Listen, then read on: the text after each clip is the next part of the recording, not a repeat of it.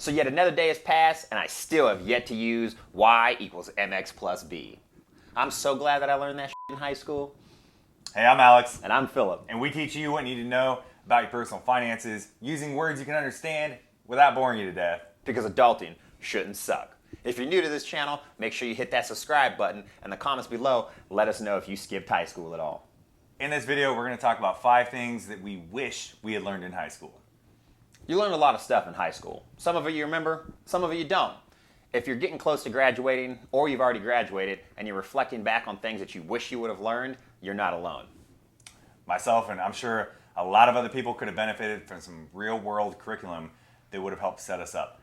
But we didn't get it in high school, and a lot of us weren't taught it by our parents for a multitude of reasons, because maybe our parents weren't comfortable teaching us because they didn't understand finances themselves, or they weren't taught about finances and they struggled to learn it, and they just aren't comfortable sharing those stories. Or maybe your parents are good with finances and they tried to teach you, but you probably didn't listen to them.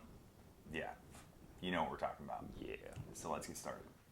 First thing we wish we would have learned in high school, budgeting basics. When I was in high school, I didn't learn anything about budgeting. I was like, got a job at 16, I'd get my check from Jack in the Box, take it to the bank, spend it, and then it broke until the next payday. When I finally moved out at 18, my buddy, my roommate, he taught me about the budgeting basics. I mean, I didn't really use it, but, you know, it was there for when I needed it. So, I just got a higher paying job and kept spending my money. I mean, don't judge me. I like to buy shiny things. He still does. But when I was finally ready to be an adult, I had the information I needed to be able to start a budget. Budgeting is the key to financial success. It's going to encompass how much money you make, so your income, minus your expenses, and then hopefully you have something left over, or maybe you don't, but ideally you have something left over and you don't go into debt with a good budget. There's lots of different budgeting techniques out there. One of my favorite, and a lot of people's, is the cash envelope system, where you put your cash into an envelope for different bills, and then you use that cash to pay those bills like gas or groceries. And by the time that cash is gone, you can't spend any more money on it, so it prevents people from overspending. There's all kinds of different techniques. Definitely got to research which one is going to be best for you, and then try it out. Maybe you think it's going to work really well and it doesn't, so then you try a different one. But make sure to check out our video on budgeting. That's going to be somewhere around here or in the description. Next up, how to manage a checking account. We know this sounds silly, but just like depositing a check or getting direct deposit and then spending your money isn't the only way to use a checking account. Swiping your debit card until it declines isn't a good way to budget either. You know, overdraft charges and other fees, they can start to add up super quick.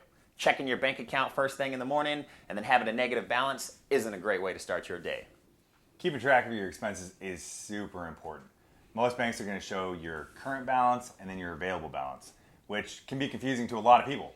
Your current balance is how much you have in your account, plus or minus any deposits you've made or any pending charges that are going to be taken out of your account, whereas your available balance is how much you actually have in your account after those charges come in or go out, and that's how much money you have, right?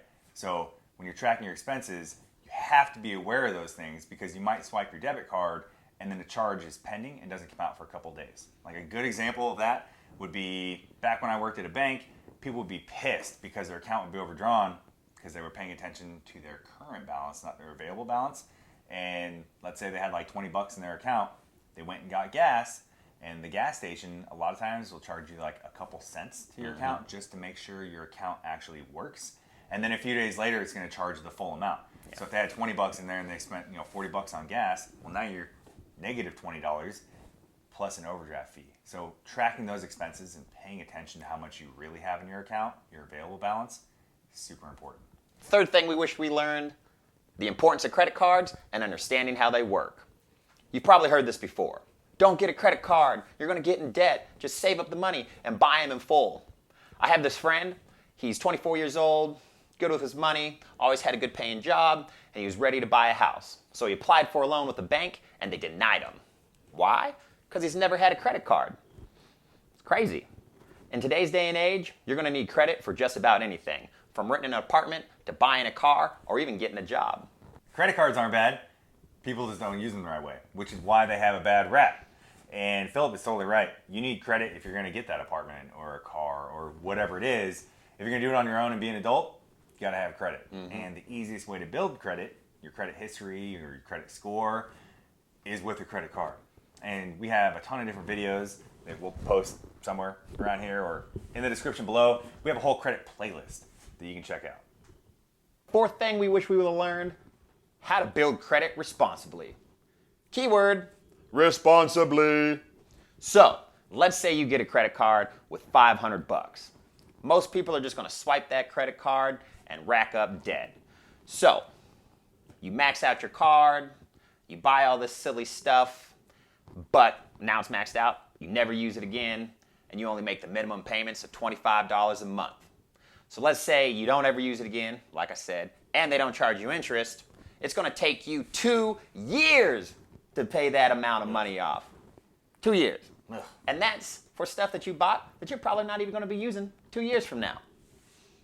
In 2020, creditcards.com did a study, and they found that the average American has over $5,000 in credit card debt. You don't need a huge amount of debt to build credit. You just got to have a small purchase on there every month and pay it off in full every month.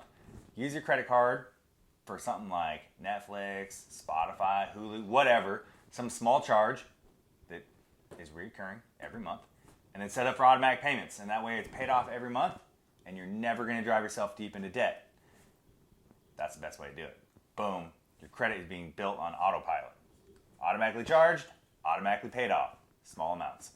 And if you want to know more about credit, we also have other videos that we're going to put in the description below about how to build your credit and mistakes people make that ruin their credit.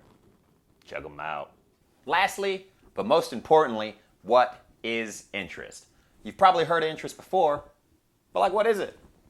If some company or a bank is giving you a loan, a credit card, or letting you make monthly payments to buy something, you're most likely paying interest on that money you're borrowing.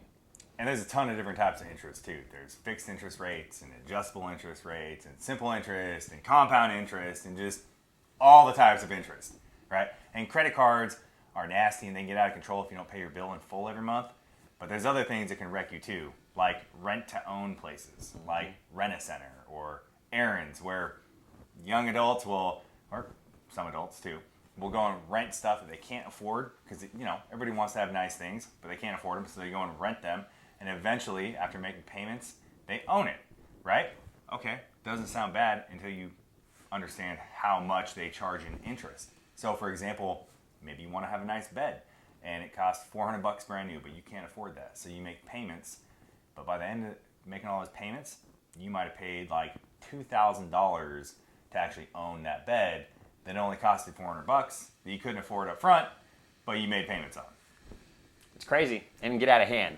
So let's use this ball of play-doh as, you know, your bill of, let's say, $500. So let's say you never use this, you know, credit line again, or your credit card or whatever, and it just stays at 500 bucks and you don't ever charge anything else to it. After 30 days, they're going to charge interest to it, right? And now this is your new payment, okay?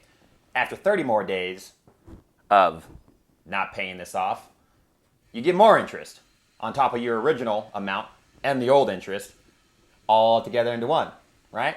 Okay? Ooh. After you keep going, months after months, you keep getting more interest added on to this ball. Eventually, this ball of Play-Doh is going to be twice the size that it was. And that's what happens when, you know, interest gets tacked onto your bill. So make sure you pay it off. That's interest on the interest. On the interest. Okay. Yeah. Got it. Yeah. Ugh. I mean, they're going to make their money. So pay this off. This is just some of the stuff we wish we would have learned back in high school. I mean, we learned it eventually through trial and error, or some of the stuff, you know, we researched it and figured it out. But our younger years could have been so much easier if we were taught this stuff in school. Some of you might have actually learned this in high school, which is great. But if you don't use it, you lose it.